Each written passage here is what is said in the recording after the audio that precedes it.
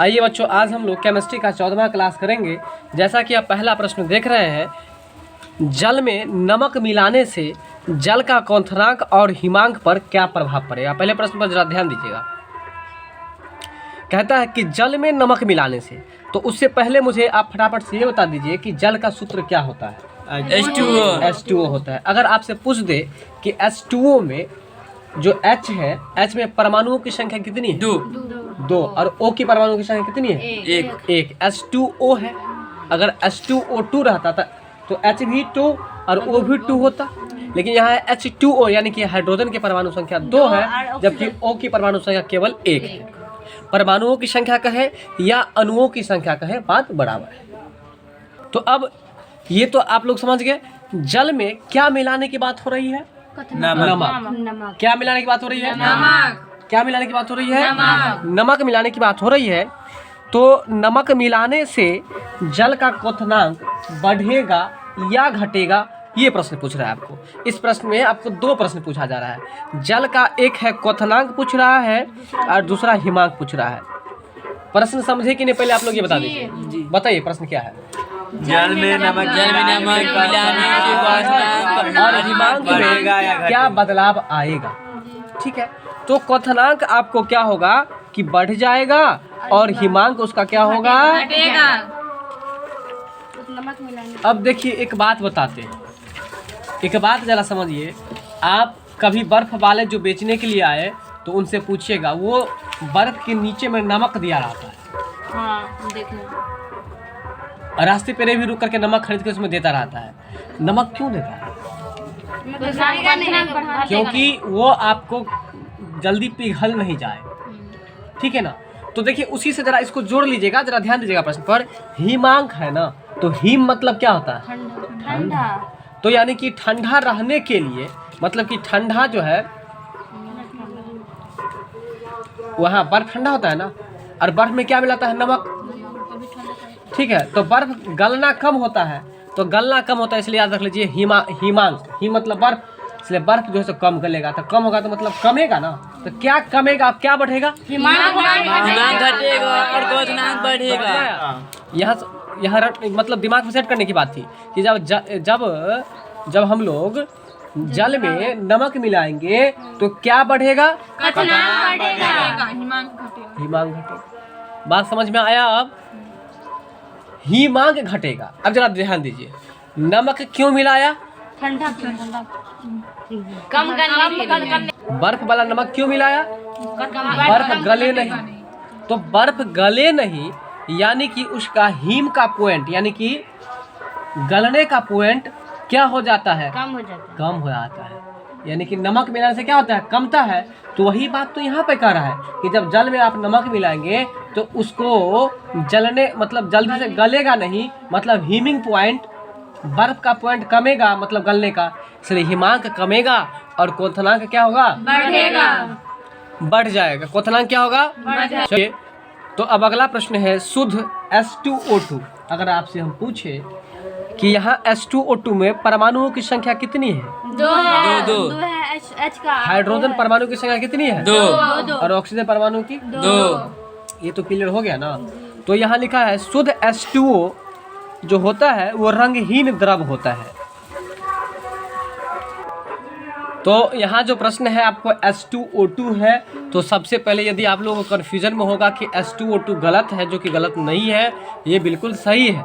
आप इससे पहले इसको पढ़े नहीं, इसलिए आपको ये अनजाना सा लग रहा है। ठीक है, H2O का मतलब जल होता है। ठीक है, लेकिन यहाँ यदि बात करें H2 और O2 की बात करें तो H2O2 का मतलब होता है हाइड्रोजन पर ऑक्साइड। क्या बोलिएगा? हाइड्रोजन पर ऑक्साइड। फिर से बोलिए, हाइड्रोजन पर ऑक्साइड। हाइड्रोजन पर ऑक्साइड जो होता है, इसका संकेत क्या होता है? H2O2। क्या होता है? H2O2। क्या होता है हाइड्रोजन का? H2O2। नहीं, H2O2 का क्या होगा रासायनिक नाम? हाइड्रोजन पर ऑक्साइड होगा। और ये कहता है कि शुद्ध H2O2 है। क्या है भाई? तो यह एक रंगहीन द्रव है। रंगहीन का मतलब क्या हुआ? जिसमें कोई रंग नहीं हो, वो रंगहीन द्रव है। बताइए क्या है रंगहीन द्रव? H2O2 H2O2 H2O2 ठीक है। H2O2 का रासायनिक नाम क्या है? Hydrogen peroxide. Very good. अगला प्रश्न है आपका, पेट्रोलियम और पेट्रोलियम में किन किन चीज़ों का मिश्रण होता है? तो देखिए, पेट्रोलियम तो पहले पौ से शुरू है, तो इसलिए पौ से प्रोपेन याद रखिएगा, और दूसरा आपको ब्यूटेन है। क्या सब बोले हैं? प्रोपेन और ब्यूटेन। प्रोपेन और ब्यूटेन। बिल्कुल साइलेंट हो जाइए, ठीक है, और सुनिए अच्छा से। प्रोपेन है और ब्यूटेन है। तो पेट्रोलियम में आपको किन किन पदार्थों की मिश्रण होती है? प्रोपेन और ब्यूटेन। अच्छा, अगर आपसे पूछ दे कि ब्यूटेन का फार्मूला क्या है? C4H10 प्रोपेन का क्या होगा? C3H8 C3H10 होगा। ब्यूटेन का होगा C4H10, ठीक है ना। इसका ट्रिक बताए थे आप लोग को, methane, ethane, propane, butane. Methane का होता है CH4, और इसमें आपको एक बढ़ाइए, इसमें आपको दो बढ़ाइए, यानी कि C में एक बढ़ाइए और H में दो बढ़ाइए। तो देखिए, CH4 मीथेन का है, मीथेन का एथेन होता है, इसलिए C2H6 हो जाएगा आपको इथेन का। फिर प्रोपेन की यदि बात करें तो C में C3 और H में दो बढ़ाइए तो फिर C3H8 होगा ना। C3H8 प्रोपेन का होगा, और C4H10 जो हो जाएगा वो आपको ब्यूटेन का हो जाएगा, ठीक है। तो पेट्रोलियम में किन किन चीज़ों का मिश्रण होता है? प्रोपेन और ब्यूटेन तो अगर आपसे प्रोपेन का संकेत पूछ दे तो क्या होगा? C3H8 और ब्यूटेन का पूछेगा तो क्या होगा? C4H10। अब गड़बड़ तो नहीं कीजिएगा ना। नहीं। तो बताइए कि आप जो गैस का लाइटर होता है, जिसको रेगुलेटर बोलते हैं आप लोग, क्या बोलते हैं? लाइटर। गैस जो जलाते हैं, लाइटर लाइटर ही कहा जाता है। तो वो जो लाइटर है उसमें प्रश्न पूछता है कि गैस के लाइटर में कौन सा गैस रहता है? प्रोपेन। तो याद रखिएगा ब्यूटेन रहता है, ठीक है। अब आपका अगला प्रश्न है, पोटास अम्ल का रासायनिक सूत्र क्या है? अब ये पोटास अम्ल को आप पहले से ही जानते होंगे, जो खाद में जो आप यूज़ करते हैं, ठीक है ना। पोटास अम्ल का जो रासायनिक सूत्र है ये थोड़ा लंबा है, इसको जरा देखिए। जो लंबा है तो इसको छोड़ना नहीं है, सिर से थोड़ा पढ़ना पड़ेगा। K2 है, क्या है? K2 है। अब देखिए, K2 को याद कर लीजिए खेतु, मन में सोचिए। K2 को याद कर लीजिए खेतु, खेते में ना खाद छींटते हैं, तो इसलिए खेतु से याद आ जाएगा आप K2। इसके बाद है SO4, क्या है? SO4 है, ठीक है, SO4। क्या बताइए, पहले इतना याद कीजिए। चलिए, यहाँ तक तो आपको याद हो गया होगा। आपको पता होगा कि आप अपने खेत में एल्युमिनियम डालते हैं, या खाद के बोरा पर आप देखे होगा एल्युमिनियम का सूत्र Al होता है, इसलिए Al2 भी याद रख लीजिएगा। देखिए, K2 बोलिए, एक बार पुनः बोलिए। बहुत अच्छा। इसके बाद जो आगे है वो है आपको SO4 इंटू 3, SO4 इंटू 3 क्या है? पीछे से पुनः फिर आगे बोलिए। SO4 इंटू 3, यहाँ तक तो समझ में आ गया। इसके बाद है आपको कि पोटास जो हम लोग छींटते हैं या कोई खाद छींटते हैं तो 24 घंटा के बाद ही ना वो पिघलता है या गलता है। तो इसलिए याद कर लीजिए कि गलने के बाद वो कैसा बन जाता है? पानी के जैसे। इसलिए याद कर लीजिए कि 24 घंटा के बाद बनेगा ना पानी के जैसे, इसलिए 24H2O। अब एक बार फिर शुरू से बताते हैं। सबसे पहले बताए थे हम आपको K2, इसके बाद SO4, इसके बाद Al2,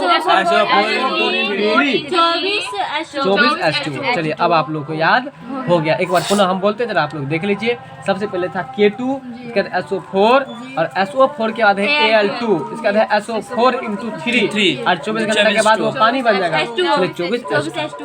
तो अभी जो हम लोग ये आंसर तो याद हो गया आप लोग को, लेकिन क्वेश्चन क्या चीज का पढ़े आप लोग?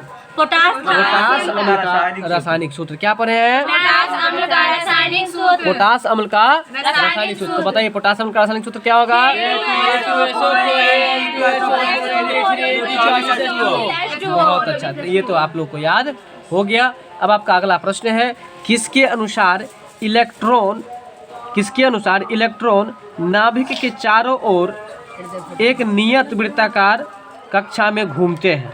ठीक है, किसके अनुसार इलेक्ट्रॉन नाभिक के चारों ओर एक नियत वृत्ताकार कक्षा में घूमता है। अब एक प्रश्न आप लोग याद रखिएगा सबसे पहले कि नाभिक जो होता है, परमाणु का नाभिक, उसका आकार कैसा होता है। तो वैसे भी आप पहले से देखे भी होंगे, वो गोल होता है बिल्कुल, तो वृत्त के जैसे होता है। तो इसलिए यहाँ पर एक प्रश्न बना कि नाभिक का आकार वृत्ताकार होता है। दूसरा प्रश्न यहाँ से राज ये हो सकता है कि वो जो अपनी वृत्ताकार कक्षा में घूमता है, वो वृत्ताकार कक्षा में घूमता है, ऐसा किसने कहा? कौन वैज्ञानिक ऐसा सिद्धांत दिया? तो ऐसा रदरफोर्ड ने ये आपको सिद्धांत दिया है कि नहीं, कि परमाणु का जो चक्कर लगाता है इलेक्ट्रॉन, वह आपको वृत्ताकार भाग में लगाता है। और साथ में यह बात किसने कहा भाई? रदरफोर्ड ने कहा है। तो बताइए कि रदरफोर्ड ने क्या चीज का खोज किया है? प्रोटॉन का। बिल्कुल, किसका खोज किया है? प्रोटॉन का। प्रोटॉन, प्रोटॉन, प्रोटॉन नहीं, प्रोटॉन नहीं, प्रोटॉन। ठीक है, बात समझ में आया? चलिए, अब आपका अगला प्रश्न है, एक अस्थाई चुंबक बनाने में, क्या बनाने भाई? अस्थाई चुंबक बनाने में क्या प्रयुक्त होता है, मतलब क्या प्रयोग किया जाता है? ठीक है, एक अस्थाई चुंबक बनाने में, एक को कट कर दीजिए। अस्थाई चुंबक बनाने में आपको स्टील का यूज होता है। किसका यूज होता है? स्टील का। किसका यूज होता है? स्टील का। अस्थाई। देखिए, आप अपने घर में अस्थाई रूप से यानी कि परमानेंटली क्या चीज का बर्तन यूज करते हैं? स्टील। अगर पीतल के बर्तन की बात हो तो बताए तो आपके घर में कब यूज होता है? जैसे कि मतलब जैसे कि नवरात्रि में कोई फेस्टिवल या फिर कोई अगर मृत्यु हो जाते हैं तो उस समय उस बर्तन का यूज होता है। लेकिन अस्थाई रूप से आप किसका यूज करते हैं? स्टील का। इसलिए याद रख लीजिए कि अस्थाई चुंबक बनाने के लिए किस धातु का यूज है? स्टील। लोग कि एक अस्थाई चुंबक बनाने में कैसा? स्टील का। नहीं तो अगले प्रश्न में चलते हैं। लिखा है कि किसकी संयनता सबसे अधिक होती है?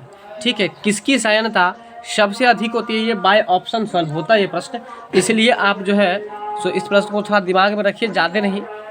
ठीक है, तो किसकी संयनता सबसे अधिक होती है? तो याद रखिए कि आपको पारा की संयनता सबसे अधिक होती है। अब देखिए, ये भी याद रह जाएगा आपको। मान के चलिए कभी देखिएगा, कभी अगर बाध वन में घूमने के लिए जाइएगा तो छोटा छोटा पारी भैंसी सब रहता है, लेकिन उसमें पारा यदि हो तो पारा कैसा नजर आता है? सबसे विशाल नजर आता है कि नहीं? तो ऐसे ही याद कर लीजिए आप लोग कि विशाल नजर आता है, मतलब समझिए सियान है वो। क्या है? सियान है। सियान मतलब बड़ा है, सयाना है। तो इसलिए याद कर लीजिए कि किसकी सयानता सबसे अधिक होगी? सबसे ज्यादा सयान कौन नजर आएगा? पारा। इसलिए पारे की आप याद रखिए। ठीक है, यहाँ तक। अब आपका अगला प्रश्न है, वह निष्क्रिय गैस कौन सी है जिसकी खोज पृथ्वी पर होने से पहले सूर्य में हुई थी? हाइड्रोजन और हीलियम। मतलब कि गैस का आविष्कार होने से पहले इस चीज की जानकारी हुई थी। तो याद रखिएगा, हीलियम के बारे में एक नया क्वेश्चन बन गया। हीलियम जो है कैसी गैस है? एक निष्क्रिय गैस है। हल्की तो है ही, साथ में निष्क्रिय गैस भी है। ठीक है, हल्की तो है ही, साथ में निष्क्रिय भी गैस है। और सूर्य में सबसे अधिक कौन सा गैस पाया जाता है? हाइड्रोजन पाया जाता है। कौन सा गैस पाया जाता है? हाइड्रोजन। और दूसरा कौन सा गैस होता है? हीलियम होता है। बहुत अच्छा। आइए अब चलते हैं अगले प्रश्न पर। H2O मतलब कि जल। H2O यानी कि जल। और H2O का अधिकतम घनत्व किस ताप पर होता है? देखिए, H2O का अधिकतम घनत्व जो होता है वो, अगर इसका आंसर सेल्सियस में रहता तो इसका आंसर हो जाता आपको 4 डिग्री सेल्सियस। क्या होता? 4 डिग्री सेल्सियस। तो यहाँ पर हम लोग याद रखेंगे कि H2O मतलब होता है जल, और जल का अधिकतम ताप जो होगा वो कितना, अधिकतम घनत्व जो होगा वो किस टेम्परेचर पर होगा, किस ताप पर होगा? तो सेल्सियस में कहेगा तो 4 डिग्री सेल्सियस, और यदि फ़ारेनहाइट में कहे तो 39.2 डिग्री फ़ारेनहाइट। क्या होगा जरा बोलिएगा? 39.2 डिग्री फ़ारेनहाइट। और सेल्सियस में कहे तो 4 डिग्री सेल्सियस। क्या पढ़े हैं अभी प्रश्न में आप लोग? अधिकतम घनत्व किस ताप पर? H2O यानी कि जल का अधिकतम घनत्व किस ताप पर होता है? प्रश्न बोलिएगा जरा। ठीक है ना?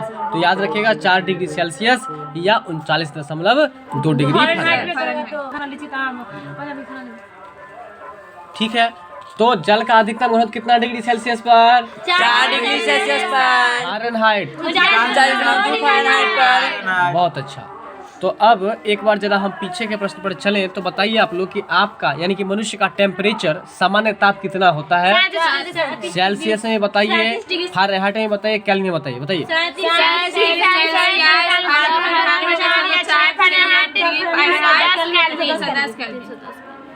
फ़ारेनहाइट में क्या बोले हैं? 98.6 फ़ारेनहाइट होता है, ठीक है ना? और 4 भी रह सकता है, आप लोग देखेंगे। चलिए अब आपका अगला प्रश्न है कि मनुष्य की जानकारी में कठोरतम पदार्थ कौन सा है? ठीक है, तो ये मनुष्य की जानकारी में इसको कट कर दीजिए। बस इतना याद रखिए कि सबसे कठोर पदार्थ जो है ये आपको क्या होता है? तो हीरा होता है। सबसे कठोर पदार्थ क्या होता है? हीरा। और बताइए अगर आपसे पूछते कि हीरा क्या है? कठोर पदार्थ है। तो हीरा कठोर पदार्थ है, सही बात है। कार्बन का अपरूप है। लेकिन साथ में इसका और भी अंश कार्बन का अपरूप है। क्या है? चलिए बताएंगे आप लोग कि निर्जलीकरण के दौरान, यानी कि निर्जलीकरण का मतलब समझते हैं ना? हाँ, जब पेट से आपको पानी निकलने लगता है उसको निर्जलीकरण कहा जाता है। तो निर्जलीकरण के दौरान शरीर में किसका क्षय होता है? क्षय का मतलब क्या होता है? खत्म होना। क्षय का मतलब खत्म होना यानी कि कम होना। क्षय का मतलब खत्म होना यानी कि कम होना। तो किसका क्षय होता है भाई? सोडियम क्लोराइड का मतलब NaCl। सोडियम क्लोराइड का मतलब भाई साधारण नमक का नाम कितना दिन से बताते आ रहे हैं आप लोगों को? NaCl। तो निर्जलीकरण के दौरान जब आपको दस्त वगैरह होने लगता है, पेट से पानी निकलने लगता है, तो किसका कमी हो जाता है? सोडियम क्लोराइड मतलब कि नमक का। भाई आम भाषा में समझिए कि आपको जब दस्त होता है उस समय आपको क्या दिया जाता है? शिकंजा दिया जाता है। और उस शिकंजी में क्या होता है? उसमें नमक, पानी, चीनी का घोल होता है कि नहीं घोल होता है? ऐसा क्यों होता है? क्योंकि शरीर में शर्करा की मात्रा और नमक की मात्रा कमती है। जब उस आपको दस्त होने लगता है, पानी निकलने लगता है, तो उसके साथ में नमक की मात्रा, शर्करा की मात्रा निकलती है। उसके कारण से आपका बॉडी पूरा लूज हो जाता है। बात समझ में आ रहा है? और उसी को कंट्रोल करने के लिए शिकंजा दिया जाता है। तो अब आप लोग मत भूलिएगा भाई, बहुत ज़्यादा भूल रहे हैं आप लोग। जो नमक आप यूज़ करते हैं उसका नाम सोडियम क्लोराइड है और उसका रासायनिक सूत्र जो होता है NaCl है।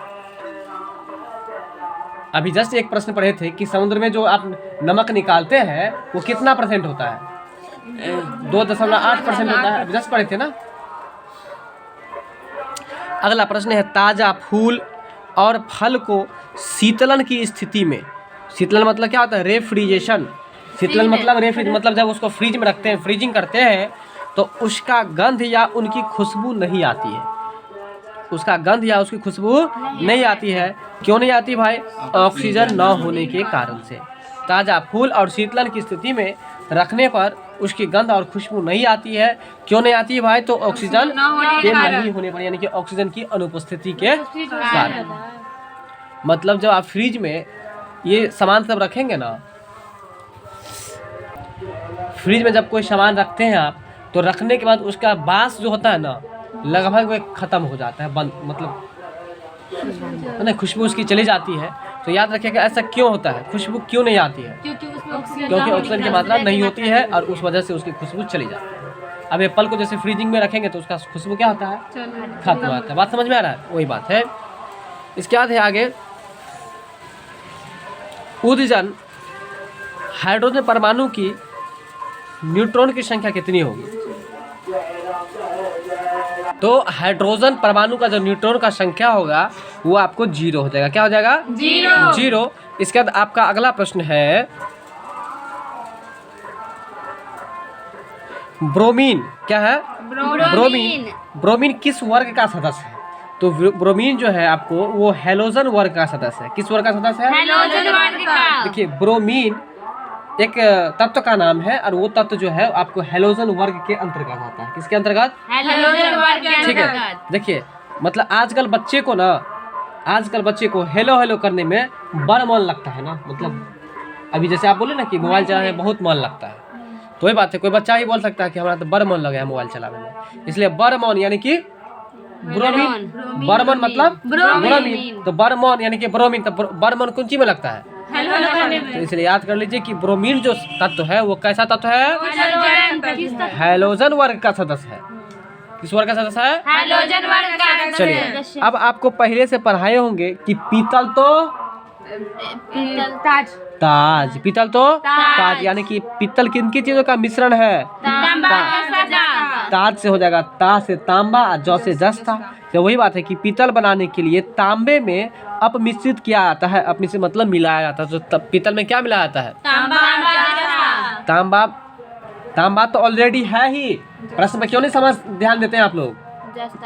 पीतल बनाने के लिए तांबे में अपमिश्रित किया जाता है, मतलब कि मिलाया जाता है। तो क्या मिलाया जाता है? तो जस्ता मिलाया जाता है। और ट्रिक एक ही याद रखेगा कि पीतल तो ताज, यानी कि पीतल में दो चीज मिलना चाहिए, एक तांबा और दूसरा जस्ता। तो पीतल बनाने के लिए तांबे के साथ क्या मिलाया जाएगा? और अगर आपसे पूछ दे कि पीतल बनाने के लिए जस्ते के साथ क्या मिलाया जाएगा? समझ गए? अब मिश्रित का मतलब क्या होता है? मिलाना। मिश्रित का मतलब क्या होता है? मिलाना। ठीक है। अम्ल को तनु करने के लिए, देखिए अम्ल को क्या करने के लिए?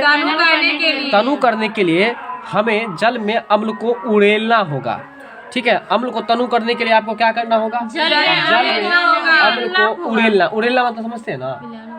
उड़ेलना मतलब उसमें उझलना। ठीक है ना? तो अम्ल को तनु करने के लिए आप उसमें क्या करेंगे? जल में अम्ल को उड़ेलना होगा। जल में अम्ल को क्या करना होगा? उड़ेलना होगा। तो बताइए प्रश्न क्या था? अम्ल को तनु करने के लिए हमें क्या करना होगा? तो बताइए अम्ल को तनु करने के लिए जल में अम्ल को, किसमें किसको उड़ेलना है? अम्ल को उड़ेलना है। तो जल में किसको उड़ेलना है? तो बताइए किसमें किसको उड़ेलना है? बहुत अच्छा। अब आपका अगला प्रश्न है अम्ल वर्षा। कौन वर्षा है? और अंग्रेजी में कहे तो एसिड रेन। क्या हो जाएगा? एसिड मतलब अम्ल और रेन मतलब क्या होता है? वर्षा। तो याद रखिएगा, इसको हम यहाँ एरो लगा देते हैं। एसिड रेन जो होता है उसमें कौन सी गैस, किस गैस के कारण से होती है? तो अम्ल वर्षा जो होता है SO2 के कारण से। किसके कारण से? अम्ल वर्षा किस कारण से होती है? अम्ल वर्षा किस कारण से?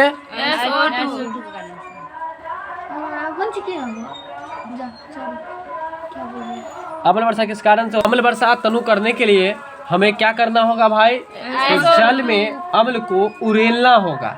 हम जैसे तोड़ रहे हैं, आप लोग तोड़ने पर ध्यान नहीं है। जल में अम्ल को उड़ेलना होगा। ठीक है। बताइए अम्ल वर्षा का कारण क्या है?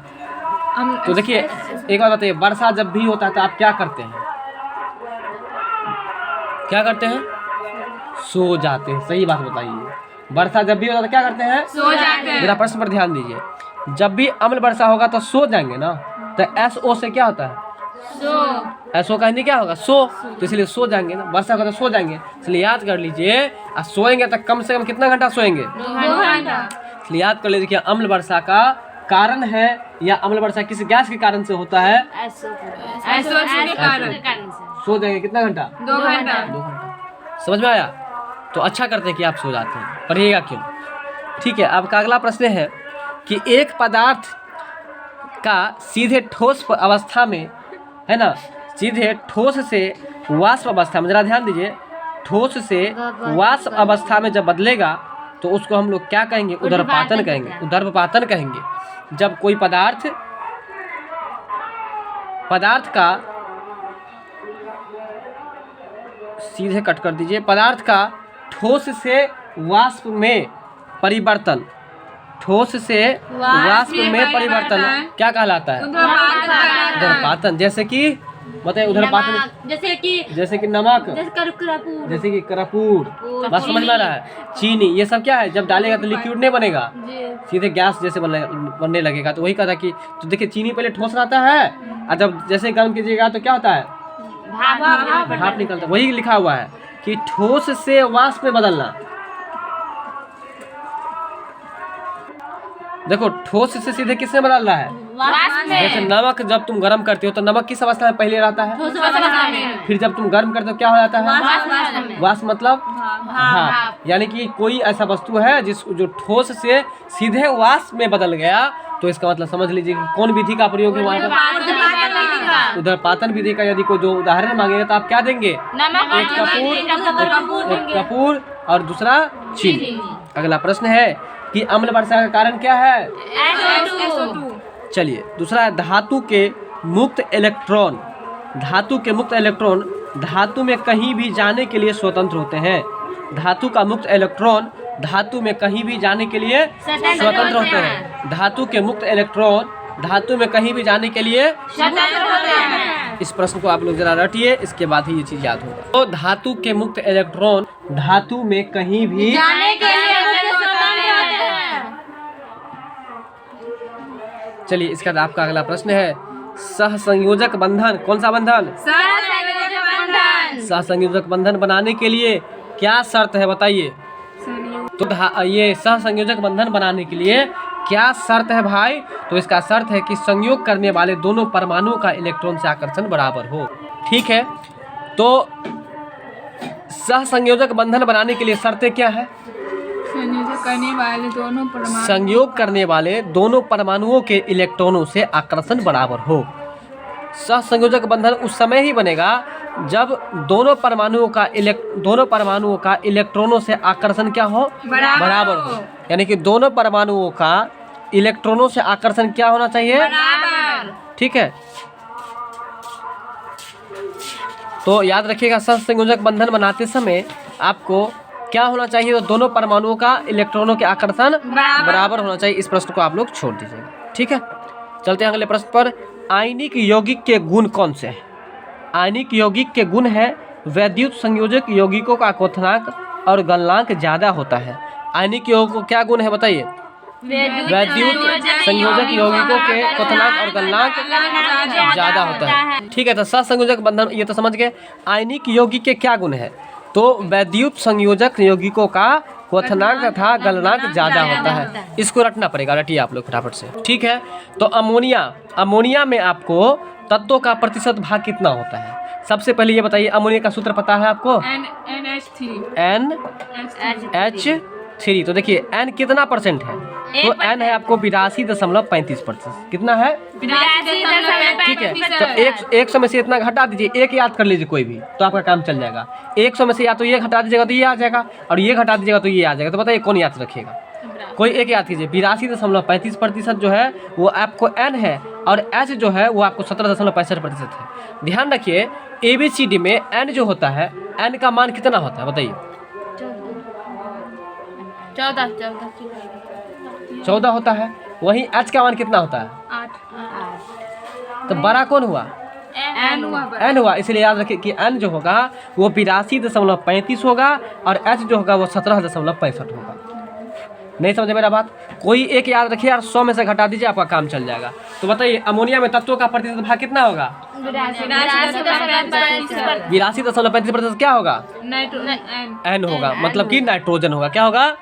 नाइट्रोजन होगा। और हाइड्रोजन कितना होगा? 17.65%। चलिए 17.65% होगा। ठीक है, अमोनिया में तत्वों का प्रतिशत भाग कितना है?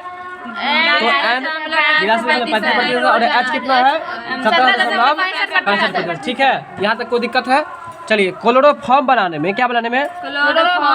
क्लोरोफॉर्म बनाने के लिए आपको प्रयोग में क्या लाया जाता है? मीथेन। क्लोरोफॉर्म बनाने के लिए प्रयोग में क्या लाता है? देखिए क्लोरोफॉर्म है ना, तो क्लोरोफॉर्म यहाँ पर याद रखिए। क्लोरोफॉर्म बनाने के लिए आपको याद रखिए, क्लोरोफॉर्म सोच लीजिए मुर्गा का फॉर्म। मुर्गा के फॉर्म में मुर्गा सब पैखाना करेगा, तो एक तरह से गोबर ही हुआ ना। तो बताइए गोबर में कौन सा गैस मिलता है? इसलिए याद कर लीजिए कि क्लोरोफॉर्म बनाने के लिए किस गैस का प्रयोग किया जाएगा? मीथेन का सूत्र क्या होगा? CH4 होगा। तो क्लोरोफॉर्म बनाने के लिए किस गैस का यूज किया जाएगा बताइए? मीथेन का। किसका यूज किया जाएगा? और मीथेन का फार्मूला क्या होता है? चलिए अब बताएंगे आप लोग। 1 न्यूटन बराबर, आप लोग बताएंगे 1 न्यूटन बराबर, 1 न्यूटन का एक बल लगभग बराबर होता है। सीधा इसको याद कर लीजिए कि 1 न्यूटन का एक बल, ये हटा दीजिए, 1 न्यूटन बराबर होता है तो कितना होता है भाई? तो 102 ग्राम, 102 ग्राम भार के बराबर होता है। ठीक है, किसके 1 न्यूटन बराबर क्या होता है? 102 ग्राम भार के बराबर। इसको काट दीजिए। 1 न्यूटन बराबर कितना ग्राम? 102 ग्राम। 102 ग्राम। 1 न्यूटन बराबर कितना ग्राम? 102 ग्राम। 102 ग्राम होता है। अगला प्रश्न है प्लास्टर ऑफ पेरिस से संबंधित है। प्लास्टर ऑफ पेरिस के जमने में कौन मदद करता है? सही बात है। आप जो प्लास्टर करवाते हैं तो जमने के लिए आप क्या देते हैं उस पर? जल डेली देते हैं कि नहीं देते हैं? तो वही निर्जलीकरण, जल देते हैं निर्जलीकरण। तो प्लास्टर और पेरिस के जमने में आपको क्या होता है? निर्जलीकरण होता है, तभी तो जल सूखता है, तभी तो वो जमता है, पकड़ता है उसको। अगला प्रश्न है कि ऑक्सीकरण एक प्रक्रिया है और ऑक्सीकरण में क्या होता है? तो इलेक्ट्रॉन का त्याग होता है। देखिए याद कीजिए, अब इसको समझ लीजिए, फायदा होगा। इलेक्ट्रॉन का त्याग होता है ऑक्सीकरण। जब आप ऑक्सीजन लेते हैं तो ऑक्सीजन लेने से क्या होता है? जब किसी को ऑक्सीजन लग जाता है, ज़रा ध्यान दीजिए, जब ऑक्सीजन किसी को लग जाता है तो उस समय कभी कभी किसी का शरीर त्याग भी देता है ना। मतलब जब ऑक्सीजन किसी व्यक्ति को लग जाता है, कभी कभी उसका ऑक्सीजन हटने का शरीर त्याग देता है। इसलिए याद कर लीजिए, ऑक्सीकरण में आपका फंसिएगा नहीं, जरा ध्यान दीजिए। ऑक्सीकरण एक प्रक्रिया है और उसमें क्या होता है? इलेक्ट्रॉन का त्याग होता है। मतलब किसी का शरीर त्याग देता है ना, प्राण त्याग देता है ना। तो इसलिए याद कर लीजिए कि ऑक्सीकरण वाला बात, ऑक्सीजन, हाँ ऑक्सीजन लगा रहेगा तो परमाणु त्याग सकता है। इसलिए याद कर लीजिए कि ऑक्सीकरण की प्रक्रिया में क्या होता है? इलेक्ट्रॉन का त्याग होता है। और वहीं अवकरण की अगर बात करें तो अवकरण में इलेक्ट्रॉन का लाभ होता है। बात समझे कि नहीं? अवकरण में क्या होगा? इलेक्ट्रॉन का लाभ होता है। देखिए कोई काम जब हो जाएगा ना तो कहिए, आप कहेंगे कि हाँ अब करेंगे। जरा इधर ध्यान दीजिए वर्ड पर, अब करेंगे। अब करेंगे कब बोलेंगे? जब कहीं कोई लाभ हो जाएगा ना तब कहेंगे नहीं अब मेहनत करेंगे। तो इसलिए कब? जब आपको लाभ होता है। कोई बिजनेस करते हैं तो आपको 10 रुपये का बिक गया तो लगा कि नहीं अब हमको यही चीज़ चलाना चाहिए, ये वाला चलेगा। तो इसलिए अवकरण में क्या होता है? इलेक्ट्रॉन का। और ऑक्सीकरण में क्या होता है? समझ में आया? याद रखिएगा। अगला प्रश्न है, अवकारक होते हैं तो अवकारक कैसे होते हैं भाई? ऑक्सीकृत होते हैं। अवकारक कैसे होते हैं? अवकारक कैसे होते हैं? तो इसको भी रटना पड़ेगा, रटिए आप लोग जल्दी से। तो बताइए अवकारक में क्या होता है? अवकारक ऑक्सीकृत होते हैं। इस प्रश्न को आप लोग विशेष रूप से याद रखिएगा, ये दोनों आपको पक्का याद हो गया होगा। बताइए ऑक्सीकरण में क्या होता है? क्योंकि ऑक्सीजन लगा रहता है तो नहीं, प्राणों को कभी त्याग दे सकता है। और अवकरण में क्या होता है? चलिए तो भूल भी नहीं कीजिएगा, अवकारक वाला भूल सकते हैं तो याद रखिएगा कि अवकारक ऑक्सीकृत होते हैं। अगला प्रश्न है कैल्शियम कार्बाइड, क्या लिखा हुआ है? और कैल्शियम कार्बाइड का पहले आप लोग सूत्र याद रखिए। कैल्शियम कार्बाइड का देखिए, कैल्शियम कार्बाइड का क्या है? कैल्शियम कार्बाइड का सूत्र क्या है? CaC2 है। और कैल्शियम कार्बाइड पर जब आप जल डालते हैं तो क्या बनता है बताइए? एसिटिलीन बनता है। कैल्शियम कार्बाइड पर जल डालने से क्या बनता है? अब ऐसे देख लीजिए ना, एसी जो होता है, एसी में जल गिरता रहता है कि नहीं गिरता रहता है? ऑफिस में एसी लगे हुए देखे हैं, थोड़ा थोड़ा पानी गिरता रहता है। बिल्कुल लगा सकते हैं। तो कहने का मतलब कि कैल्शियम कार्बाइड पर क्या देने पर एसिटिलीन बनेगा? किस पर देने पर जल बनेगा? कार्बाइड। कैल्शियम कार्बाइड का सूत्र क्या होगा? CaC2। और कैल्शियम कार्बाइड पर क्या देने से क्या बनता है बताइए? एसिटिलीन गैस बनता है। बिल्कुल, बहुत अच्छा। चलिए अगला है कि गण धातु। गण धातु में बताइए क्या सब होता है? देखिए इससे पहले जो हम पीछे क्लास में पढ़े थे वो गन पाउडर पढ़े थे, और अभी जो पढ़ रहे हैं वो गन धातु है। तो गन धातु में CuSnZn, जो कि पहले से भी आपको पता है। लेकिन जब गन पाउडर कहेगा तो वहाँ दूसरा बात था, वहाँ पर था सल्फर, चारकोल और सोडा। लेकिन यहाँ पर गन धातु है तो गन धातु में CuSnZn। 2-4 बार बोलिए इसको, CuSnZn। ठीक है, तो बताइए CuSn जो पढ़े हैं वो क्या चीज़ का मिश्रण है? बिल्कुल, ये गन धातु का मिश्रण है। अमलगम, देखिए अमलगम में क्या होता है बताइए? अमलगम में आपको पारा रहता है। क्या रहता है? पारा। इससे पहले भी हम लोग पढ़े थे। और पारा का संकेत क्या होता है? Hg होता है। अमलगम में क्या रहता है भाई? अमलगम में क्या रहता है? पारा रहता है। देखिए जब आपका पारा चढ़ जाएगा, किसी व्यक्ति का पारा कब चढ़ेगा? जब उसको बुखार लगेगा। जब बुखार लगेगा तो आपको गम हो जाएगा ना। समझ में आया कि नहीं? इसलिए अमलगम में क्या रहता है बताइए? पारा रहता है। अगला है एल्कोहल, और एल्कोहल में क्या रहता है? तो एल्कोहल में रहता है आपको कार्बन। बोलिएगा जरा, कार्बन, हाइड्रोजन, ऑक्सीजन। देखिए एल्कोहल मतलब शराब। शराब लिक्विड कैसा है ना, पानी कैसा है ना, तब पानी में क्या सब रहता है? Hydrogen, oxygen. क्या सब रहता है पानी में? हाइड्रोजन और ऑक्सीजन आता है। तो हाइड्रोजन और ऑक्सीजन जो रहता है तो 2 चीज़ याद हो क्या होगा? हाइड्रोजन और ऑक्सीजन। और दूसरा को याद कर लीजिए, कार्बन को। तो बताइए अब एल्कोहल में क्या सब होगा? चलिए तो बताएंगे एक बार पुनः, एल्कोहल का हिंदी क्या होता है? शराब में क्या सब होता है? पहले जो ट्रिक पर बताया उसको याद रखिए। शराब जो है, शराब पानी के जैसा है, पानी का क्या से मिश्रण रहता है पानी में, तो इसलिए इसमें अल्कोहल में भी हाइड्रोजन और ऑक्सीजन रहेगा, इसके साथ एक कार्बन याद रख लीजिएगा। ठीक है, कार्बन का संकेत बताइए। सी, हाइड्रोजन का H2, ऑक्सीजन का O2, कार्बन का क्या होता है C होता है। चलिए अब है गैल्वेनाइज्ड। पहले ही बता देते, गैल्वेनाइज्ड मतलब जस्तीकरण होता है। तो जस्तीकरण में किसकी परत चढ़ाई जाएगी? जिंक का ना, बता देंगे ना पहले हम। आज का हमारा ये लास्ट प्रश्न है, अच्छा से देखिए आप लोग। गैल्वेनाइज्ड लोहे की चादर और जंग को खाने से बचाती है। बिल्कुल, जब हम जस्तीकरण कर देते हैं तो लोहा का संक्षारण हो जाता है, मतलब वो जंग लगने से बच जाता है। तो गैल्वेनाइज्ड का हिंदी क्या बताएं? अभी जस्ट बताइए। गैल्वेनाइज्ड का हिंदी क्या बताया? जस्तीकरण। तो जस्तीकरण करने में जस्ता किसको कहते हैं? जिंके को ना, तो उसमें जिंक की परत चढ़ाई जाएगी। तो वही बात है, गैल्वेनाइज्ड लोहे की चादर और जंग की खाने से बचाती है। क्या चीज? जिंक की परत करने के कारण से बचा देती है। ठीक है, तो प्रश्न समझ में आ गया होगा। तो एक बार 1-2 प्रश्न बता दीजिए। आप बताएंगे कि 1 न्यूटन बराबर कितना ग्राम होता है? जल्दी बताइए। अब ये बताइए कि अवकारक जो होते हैं, अवकारक वो आपको कैसे होते हैं? ऑक्सीकृत होते हैं। अच्छा बताइए कि ऑक्सीकरण में क्या होता है? ऑक्सीजन, इलेक्ट्रॉन का त्याग होता है। और अब अवकरण में क्या होता है? ठीक है, मिलते हैं हम लोग नेक्स्ट वीडियो में। बहुत बहुत धन्यवाद कि इतना अच्छा से पढ़े आप लोग। इसी तरह से मेहनत करते रहिए, लक्ष्य आपको आपके पास जरूर आ जाएगा खोजने के लिए।